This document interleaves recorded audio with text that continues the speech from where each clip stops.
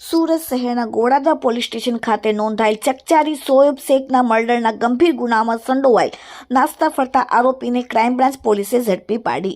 સુરતમાં ક્રાઇમ બ્રાન્ચની anti action સ્કોડના પોલીસના માણસો મળેલ ખાનગી બાતમીના આધારે સહારા દરવાજા ખાતેથી આરોપી રવિકુમાર સિંહ તેજલાલ સિંહ ઠાકોર ઉંમર 24 રહેવાસી લક્ષ્મણનગર પ્રિયંકા સોસાયટી પાસે આસપાસ મંદિર ગોળોદરા સુરત અને મૂળ વતન ઉત્તર પ્રદેશવાળાને ક્રાઇમ બ્રાન્ચ પોલીસે ઝડપીને તેની કડકાઈથી પૂછપરછ કરતા જણાવેલ કે તારીખ 1/12/2025ના રોજ આરોપી પોતે તેમજ તેના સાગરીતો જગદીશ, સની કાલિયા, વિકી, શિવા ટકલા, અમિત, પવન, મેહુલ, બિપિન અને સાગરે ગોળોદરા લક્ષ્મણનગર ખાતે શોએબ ફિરોઝ ચાંદ શેખના ઈસમ પાસેથી પૈસાની લેતી દેતીમાં ઝઘડો થતા શોએબ શેખને તેઓ